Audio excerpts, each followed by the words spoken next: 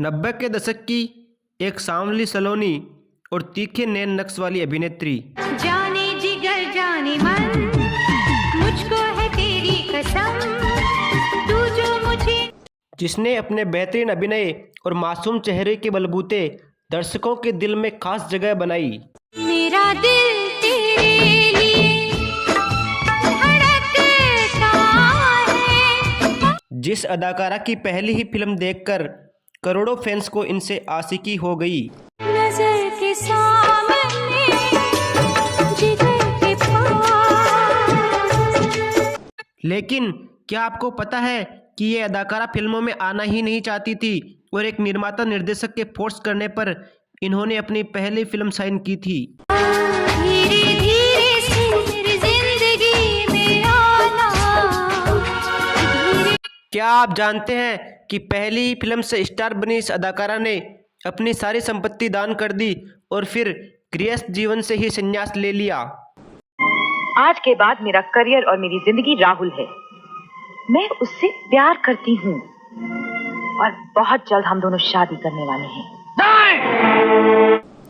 लेकिन क्या आप यकीन करेंगे कि 29 दिनों तक कोमा में रहने के बाद ये मौत के मुंह से वापस लौट आई थी, लेकिन बिल्कुल फिल्मी अंदाज में। ये तब अपना नाम तक भूल गई थी। मैं दुनिया भुला दूंगी तेरी चाहत। तो कौन थी ये अदाकारा और क्या था इनकी मौत से वापस लौटने और सन्यासी बनने का राज, बताएंगे और भी बहुत कुछ। आप बने रहिए हमारे साथ।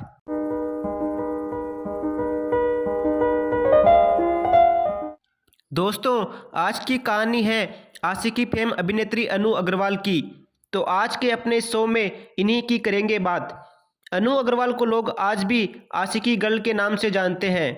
एक्ट्रेस ने अपनी पहली फिल्म आशिकी में अपनी मासूमियत और अभिनय के दम पर नाम और भरपूर मकबूलियत कमा ली थी और ये रातों रात स्टार बन गई थी। सांसों की जरूरत है जैसे, सांसों की जरूरत है। लेकिन इसके बाद इनका फिल्मी करियर ज़्यादा आगे नहीं बढ़ सका और इनकी ज़िंदगी काफ़ी कठिन होती गई। आज के वीडियो में हम इनके जीवन की उन कठिनाइयों की बात करें, उससे पहले जानते हैं कौन है अनु अग्रवाल। मैंने किसी से कभी प्यार नहीं किया, कितनों ने पूछा इकरार नहीं। अनु अग्रवाल का जन्म 11 जनवरी 1969 को नई दिल्ली में हुआ था। इनके पिता का नाम रमेश प्रकाश आर्य था, जो कि एक टीचर थे, और मां का नाम उर्मिला आर्य था, जो कि हाउसवाइफ थी। अनु अग्रवाल ने दिल्ली विश्वविद्यालय से समाजशास्त्र से ग्रेजुएशन किया है और उसमें गोल्ड मेडल भी प्राप्त किया। इन्होंने अपने करियर की शुरुआत मॉडलिंग से की और फिर अपने एक्टिंग करियर की शुरुआत साल 1988 में दूरदर्शन के धारावाहिक इसी बहाने से की। इसमें इनके अभिनय को बहुत पसंद किया गया। कैसे बाप है आप, जो उसकी मदद करना तो दूर, उसके खातों का जवाब तक नहीं दिया। दिया था क्या सिर्फ जवाब या कुछ रुपये भी भेजे आपने? इसी टीवी सीरियल के दौरान मशहूर निर्माता निर्देशक महेश भट्ट की नज़र इन पर पड़ी और उन्होंने अपनी एक फिल्म का ऑफर दिया अनु को। लेकिन उन्होंने महेश भट्ट को मना कर दिया और कहा कि इन्हें फिल्मों में कोई दिलचस्पी नहीं है। इसके 8 महीने बाद महेश भट्ट ने इनसे दोबारा मुलाकात की और इन्हें एक फिल्म की स्क्रिप्ट दिखाई, पर उन्होंने फिर मना कर दिया। इस बार महेश भट्ट ने इनसे कहा कि ये स्क्रिप्ट मैंने तुम्हें ये ध्यान में रखकर लिखवाई है, अगर तुम इसमें काम नहीं करोगी तो मैं ये फिल्म ही नहीं बनाऊंगा। ये सुनकर अनु ने उस फिल्म के लिए हाँ कर दी। ये फिल्म थी साल 99 में आई ब्लॉकबस्टर मूवी आशिकी। नजर के सामने, जिगर के पास। इस फिल्म में इनके ऑपोजिट राहुल रॉय थे और इसमें इनके मासूम चेहरे और शानदार एक्टिंग को दर्शकों ने बहुत पसंद किया। अनु अब मेरी माँ के साथ रहेगी, मेरे घर में। नहीं राहुल, मैं तुम्हारी माँ पे बोझ नहीं बनना चाहती। वहाँ ऑर्फनेज में थी। इस फिल्म का संगीत आज भी श्रोताओं को मंत्रमुग्ध कर देता है और उस फिल्म के रिकॉर्ड्स आज भी इंडियन फिल्म हिस्ट्री में सबसे ज़्यादा बिकने वाले रिकॉर्ड्स में तीसरे नंबर पर है। अब तेरे बिन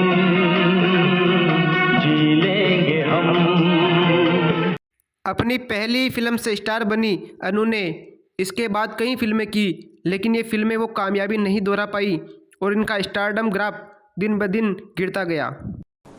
मेरे महबूब से मिलती है आशिकी।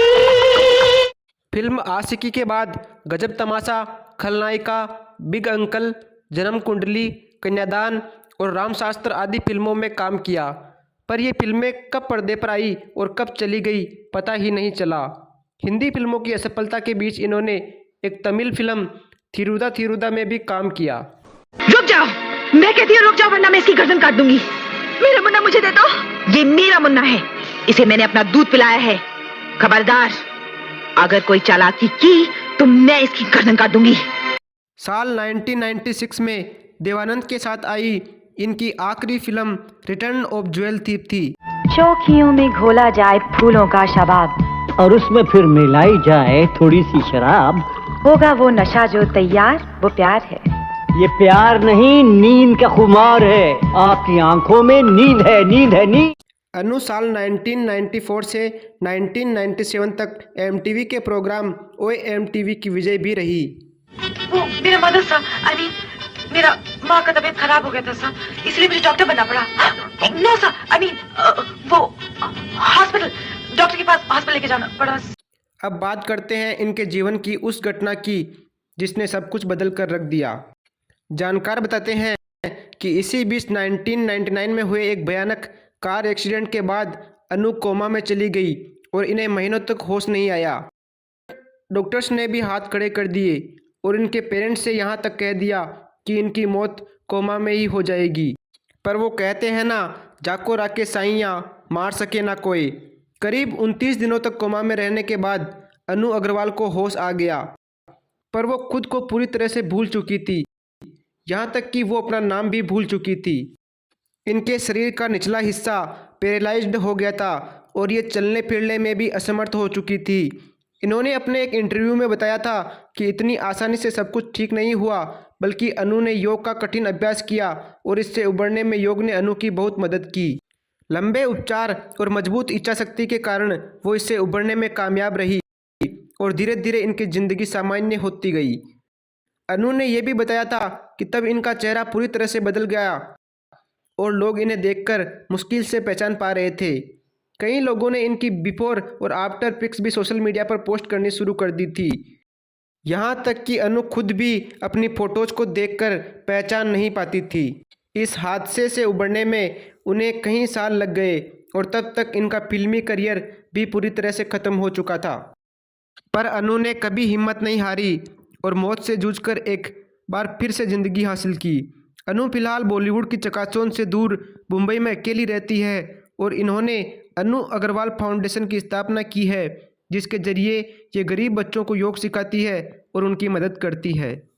ये खुद के सवालों के जवाब तलाशते हुए लंबे समय से एक किताब भी लिख रही थी, जो कि अब पूरी हो चुकी है। किताब का नाम है unusual memory of a girl who came back from the dead. और इस बुक के जरिए ही अनु ने अपनी ज़िंदगी के तमाम उतार चढ़ाव का विस्तार से जिक्र किया है, अपनी ज़िंदगी और मौत की दहलीज को छूने की घटना को विस्तार से बताया है। एक स्टार की चकाचौंध भरी दिखावे की ज़िंदगी से दूर अब वो एक आम इंसान की तरह जीवन जी रही है और इन्होंने ये जीवन भी बड़े मुश्किल हालातों से होकर हासिल किया है। अनु अब अपनी ज़िंदगी में किसी का दखल नहीं चाहती, न ही कोई पुराना जिक्र इन्हें अब ज़रूरी लगता है। बस ये अपना जीवन शांति से जीना चाहती है। हम अनु अग्रवाल की खुशहाल और स्वस्थ ज़िंदगी की कामना करते हैं। तो दोस्तों, आपको हमारा ये शो कैसा लगा कमेंट बॉक्स में ज़रूर बताएं और साथ ही अनु अग्रवाल से जुड़ी कोई और जानकारी आपको पता हो तो हमसे ज़रूर शेयर करें। दोस्तों, कुछ ऐसी कहानियाँ सुनने के लिए सब्सक्राइब करें हमारे चैनल सावधान इंडिया को।